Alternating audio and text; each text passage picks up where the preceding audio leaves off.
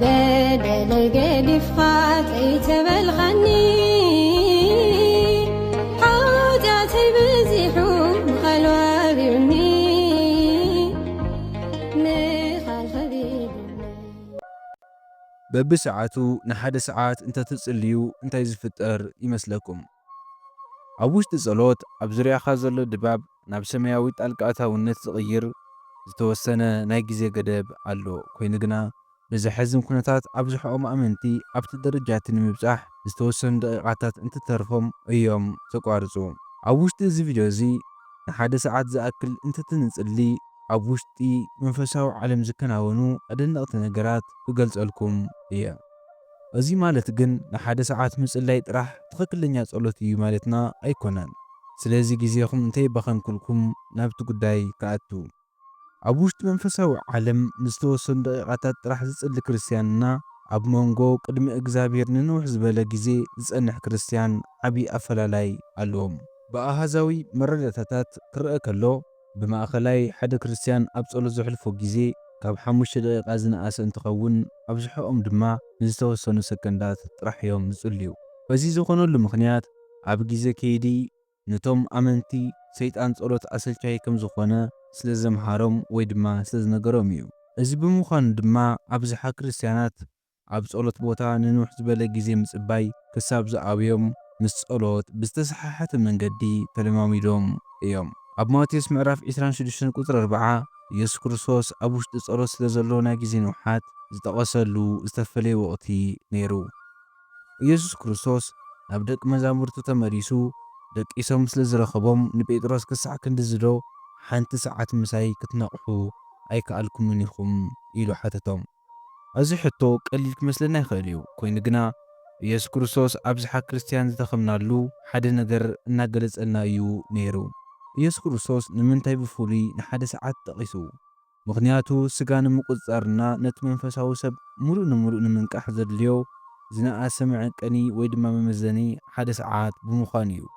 ኢየሱስ ክርስቶስ ሕድሕድ ኣማኒ ናይ ግድን ሓደ ሰዓት ክጽሊ ኣለዎ ማለቱ ኣይነበረን። ኮይኑ ግና ሕድሕድ ኣማኒ እንተነኣሰ ንሓደ ሰዓት ኣብ ቅድሚ እግዚኣብሔር ናይ ምጽናሕ ዓቕሚ ክህልዎ ከም ዝግባእ ንምንጋር እዩ ነይሩ። ኢየሱስ ክርስቶስ ንምንታይ ንሓደ ሰዓት ሓቢሮምዎ ክጽልዩ ከም ዘይከኣሉ ሓቲትዎም እዩ።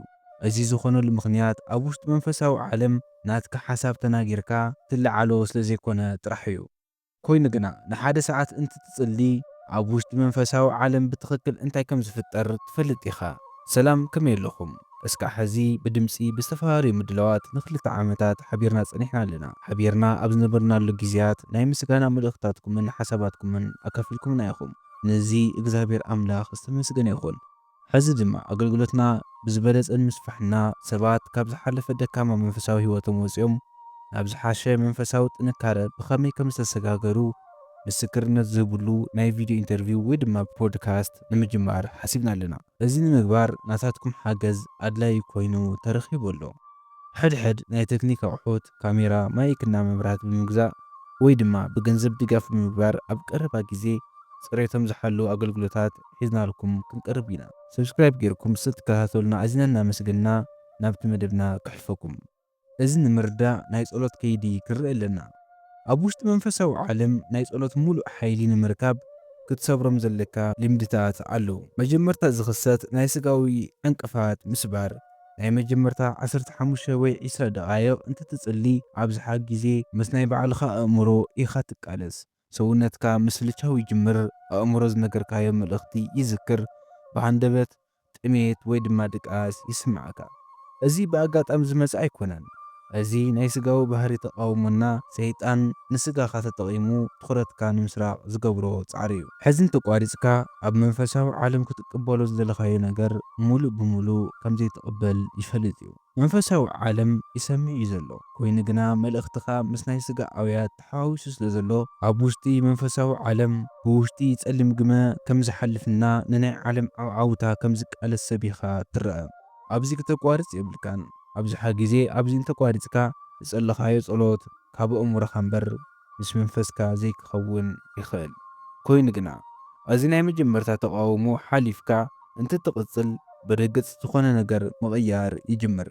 ናይ ስጋ ተጽዕኖ ምልዓል ይጅምር። ብኣእምሮኻ ምጽላይ ቋሪጽካ ብመንፈስካ ምጽላይ ትጅምር። ናብ 30 ወይ ድማ 40 ደቓይቕ እንትትጽጋዕ ኣብ መንፈሳዊ ዓለም ዘሎ ጽንዓት መልሲ ምሃብ ይጅምር። ኣብ ቅድሚ እግዚኣብሔር ንምጽናሕ ቆራጽና ትዕግሥተኛ ምዃንካ ንሰማይ መልእኽቲ ሂብካ ኣለኻ። ናይ ጸሎት መላእኽቲ ምንቅስቓስ ምንቕቓሕ ዝጅምር ኣብዚ እዩ። ኣብ ዳንኤል ምዕራፍ 10 ዳንኤል ልቡ ንምስትውዓል ኣብ ዘዳልወሉ መዓልቲ ቃሉ ከም ዝተሰምዐና መልኣኽ ከም ዝተለኣኸ ንርኢ።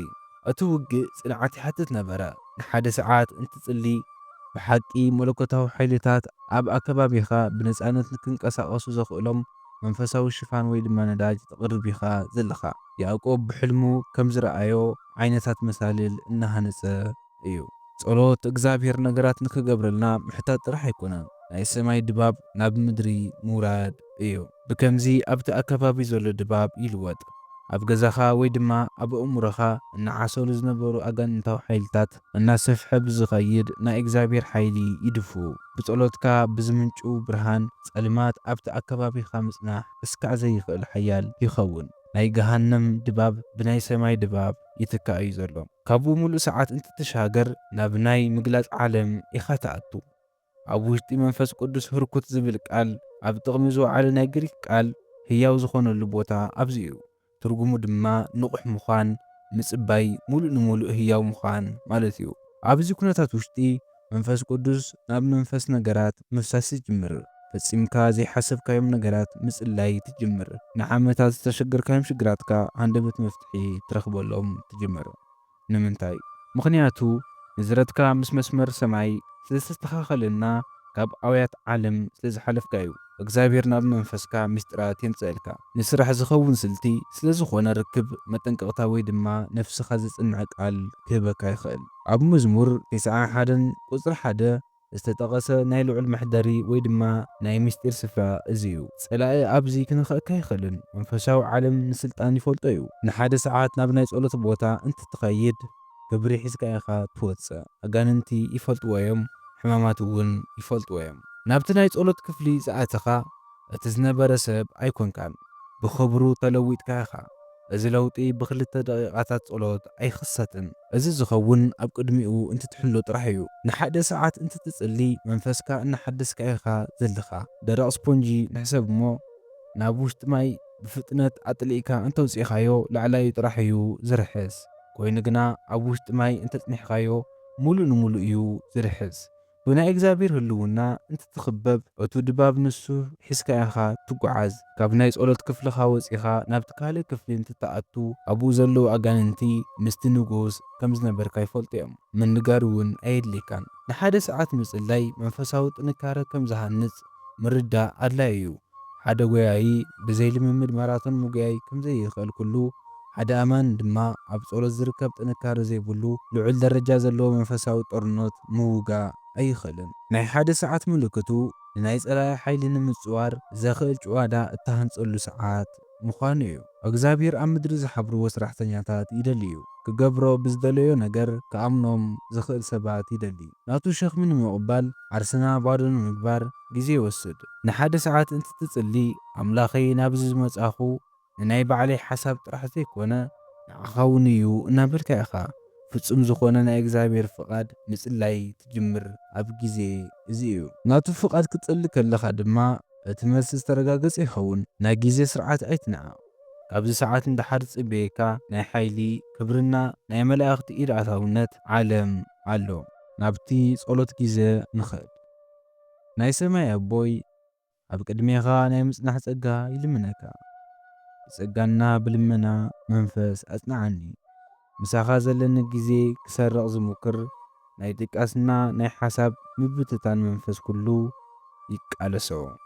ኣምላኸይ ምሳኻ ኮይነ ንምጽዓር እንትትሓስብ ነቲ መንፈሳዊ ዓለም ንክርኢ ኣዒንተይ ክፈተለይ። ኣሜን። ክብሪ ንእግዚኣብሔር ኣምላኽ፣ ክብሪ ንወላዲቱ። ሰብስክራይብ ጌርኩም ስለትከታተሉና እናመስገንና። ሓሳብ ርኢቶኹም ኣብ ኮሜንት ኣቕሙጡልና። ሰላም